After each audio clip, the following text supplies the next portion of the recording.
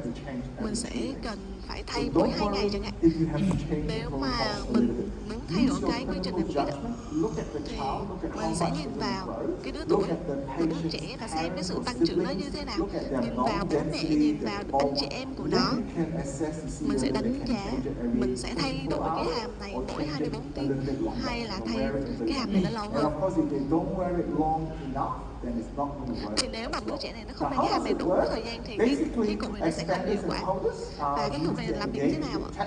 Mình sẽ thấy là cái cụ nông và cái cụ duy trì này nó sẽ có các attachment màu đỏ đấy. Mình sẽ thấy là những đứa trẻ đó lúc là cái thân răng nó không đủ cao, mình sẽ phải chọn những đứa trẻ mà có chiều cao của các thân răng phía sau nó đủ. Có lúc mà nó chưa đủ chiều cao thân răng thì mình sẽ phải đợi cho đến khi mà thân răng nó đủ. Do đó mình lựa chọn, tiêu chí lựa chọn nó rất là quan trọng. Vào cuối cái buổi ngày hôm nay tôi sẽ chia sẻ với các bác sĩ. Có 3 ca của bác sĩ Việt Nam để cho chia sẻ với các bác sĩ để xem mình có lựa chọn ca đó là phù hợp làm IPA hay không, xem ca nào là cái ca phù hợp để làm IPA và mình sẽ cần phải biến đổi trước khi mà mình bắt đầu điều trị. Và đây là một chuỗi các khí cục và bệnh nhân sẽ thay đó mỗi 24 tiếng hoặc là 48 tiếng. Mình sẽ không đưa cho bệnh nhân nguyên cả một ống các khí cụ này.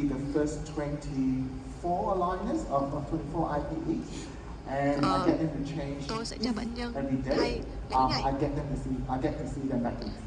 và tôi sẽ tái khám bệnh nhân mỗi 3 tuần. Và đây là một thời điểm rất là thích hợp. Và tôi thấy là bệnh nhân mà bệnh nhân quay lại mà vẫn còn đau đớn, tôi sẽ cần phải hủy cái cục kháng này. Tôi sẽ cần hỏi bệnh phụ, mình sẽ cần phải lựa chọn bệnh nhân phù hợp. Mình sẽ kiểm tra xem là cái cục này nó có cái sát tốt với răng của bệnh nhân hay không. Nếu mà bệnh nhân bị đau hoặc là không biết sát tốt thì tôi sẽ không đưa cho bệnh nhân những cái hàm nông tiếp theo. Tôi sẽ kiểm tra mỗi 3 tuần, rồi tôi sẽ kiểm tra. Ở trong nha khoa truyền thống thì mình sẽ có cái thước kẹp đúng không ạ, để mình đo cái độ rộng của nông hàm, cung hàm để xem đã được nông rộng bao nhiêu. Hiện tại thì mình có máy scan đúng không ạ? Tôi sẽ chia sẻ các bác sĩ cách sử dụng. Đây là công nghệ mà ở Lai có, đó là phần mềm AutoCAD. Mình sẽ có cơ hội để mình đo xem là cái hàm trên đã được nông rộng như thế nào, khoảng cách từ răng 66 hàm trên đã được thay đổi như thế nào. Và đối với cái của IPA thì nó sẽ nông rộng mỗi 0,25mm trên mỗi bước hàm nông theo chiều ngang, và nó sẽ có nông rộng xương theo chiều ngang.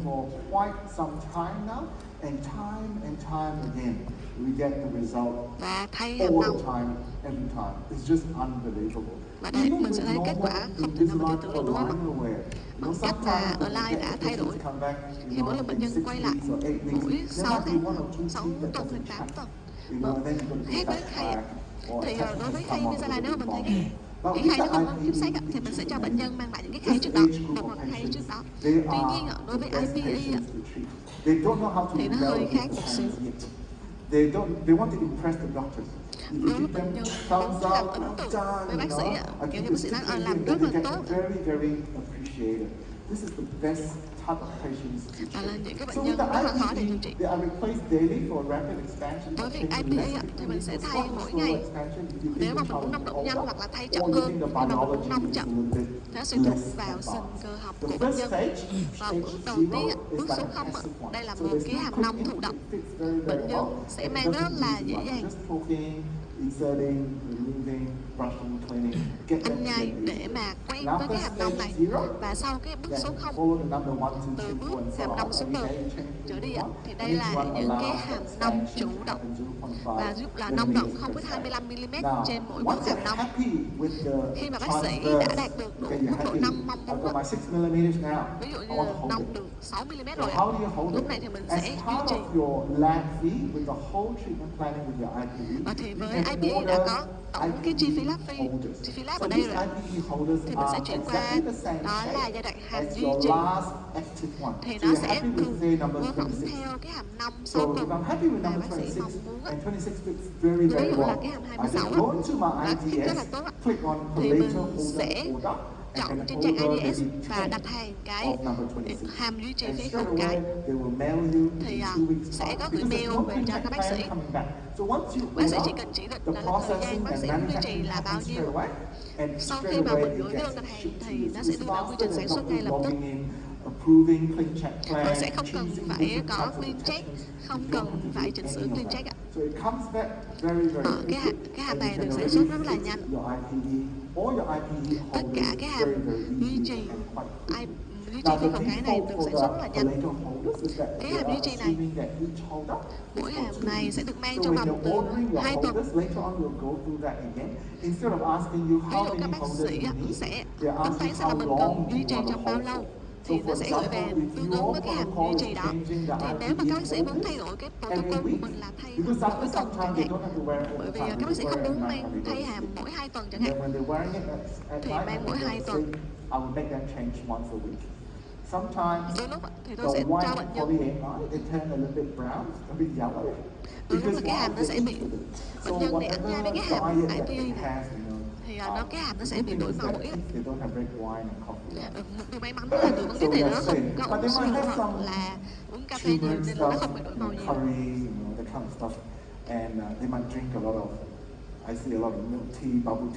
Nhưng mà hiện tại thì họ uống trà sữa này, trà sữa trân châu rất là nhiều thì nó sẽ có rất là màu, bị nhiễm màu trong cái hàm IPA này. Và mình sẽ cho bệnh nhân thay cái hàm duy trì mỗi tuần. Chúng ta sẽ nói về những cái khí cụ mà chúng ta đã quen, rất là quen đúng không ạ? Giống như tôi nói trước đây, chúng ta thường than phiền về cái chi phí, chúng ta thường lo lắng về toàn bộ quy trình làm việc mà chúng ta phải thay đổi. Nhưng mà đôi khi chúng ta chỉ quan tâm tới giá của cái sản phẩm, nhưng mà chúng ta không quên mất, không nghĩ tới ở phòng khám của chúng ta, các bác sĩ của chúng ta, thời gian của bác sĩ rất là giá trị và chúng ta sẽ cần phải set up rất là nhiều cái khí cụ. Ví dụ như là để đặt được khí cụ nong khẩu cái nhanh thì chúng ta sẽ cần phải đặt kẽ, đúng không ạ? Và thường là tôi sẽ nói với bệnh nhân cái phần mà đập thun tách kẽ là cái phần mà khó chịu nhất, tệ nhất của toàn bộ quá trình điều trị. Vậy thì khi mà chúng ta đặt thun tách kẽ thì chúng ta gặp vấn đề gì? Thì đôi khi là cái răng nó chưa mọc lên hết, cái tiếp xúc bên rất là ít hoặc là không có tăng tiếp xúc bên, chúng ta không thể đặt cái thun tách kẽ vào. Nếu như mà và chúng ta sẽ cần phải đặt thun tách kẽ khoảng 5 đến 7 ngày.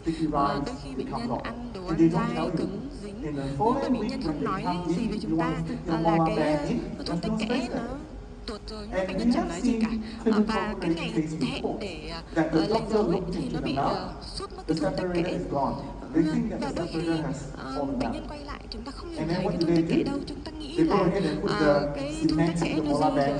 Và bác sẽ làm gì ạ? Bác sĩ cứ đặt cái pen vào rồi gắn khí cụ vào và 6 tháng sau bác sĩ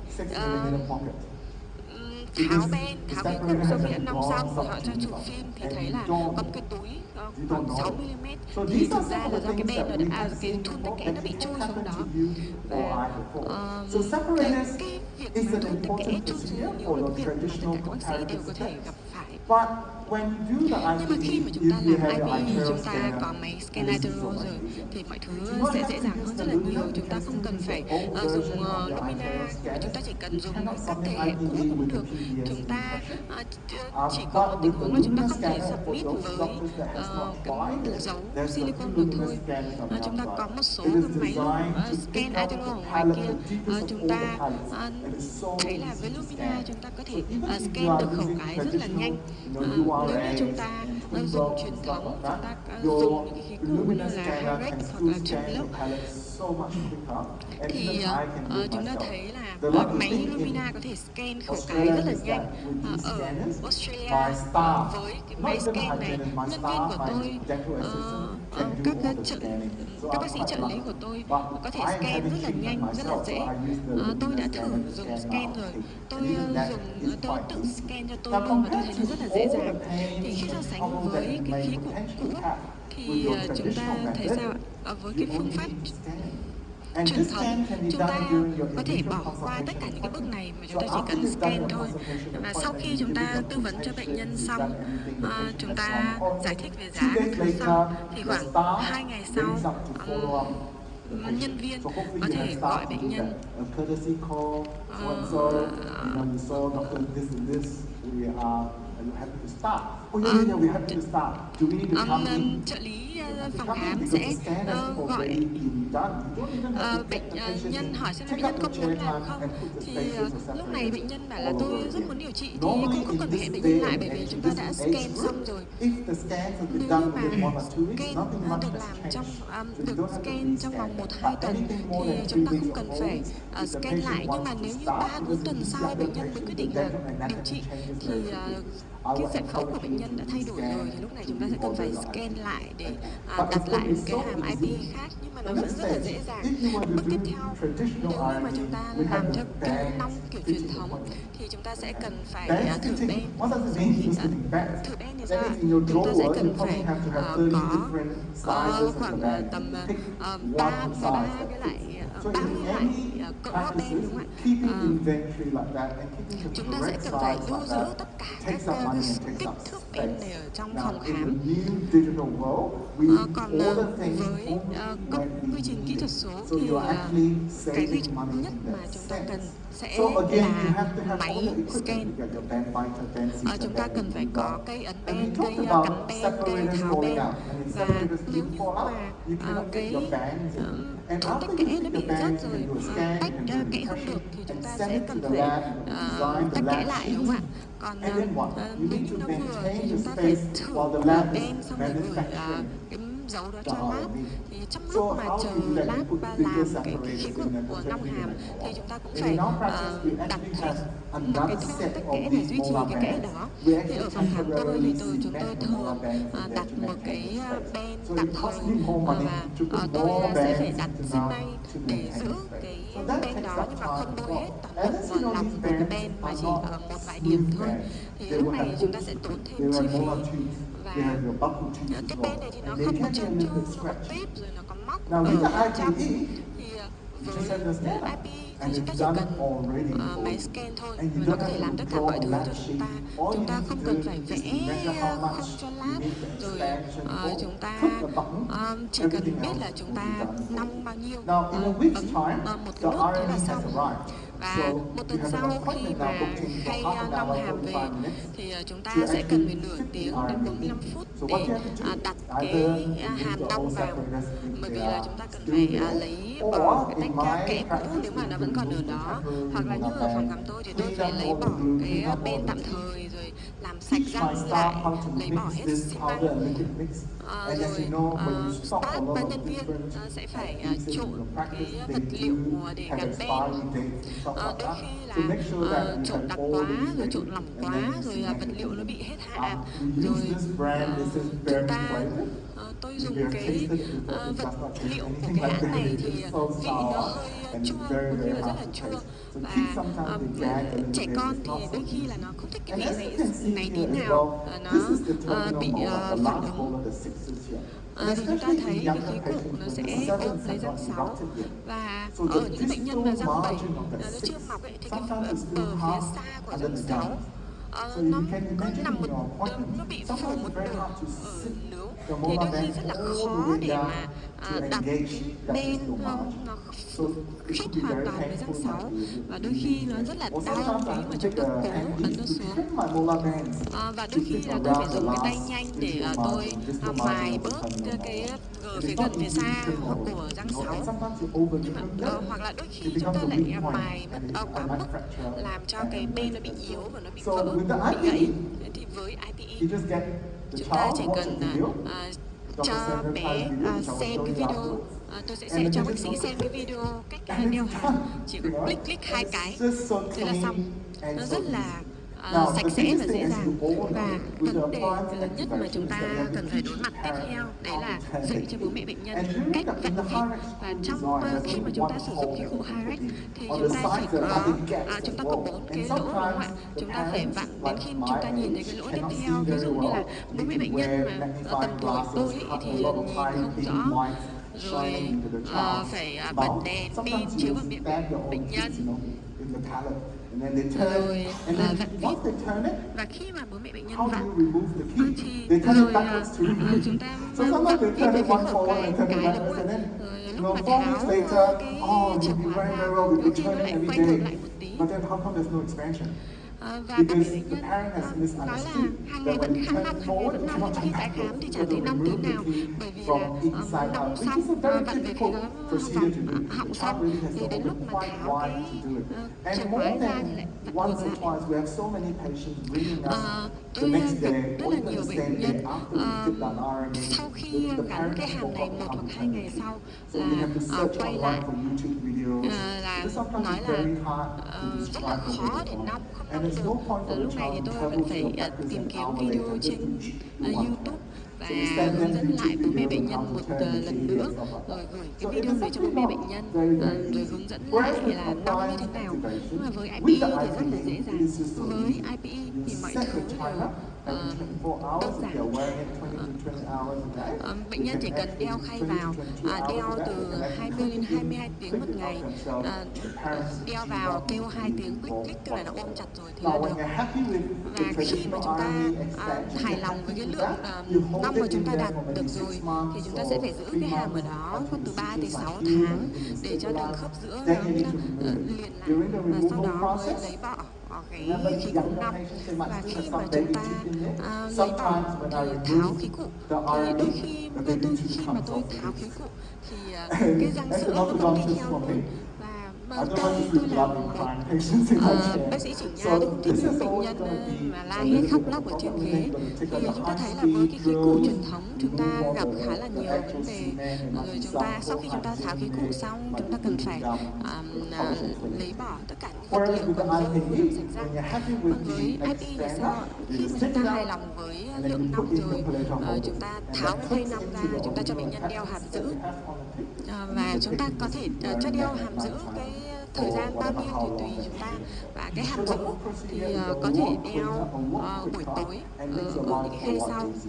Và nó làm cho cuộc sống của chúng ta cũng như bệnh nhân dễ dàng hơn rất là nhiều. Có một số điều rất là khá là thí dụ thú vị tôi tìm thấy ở trên các bài báo.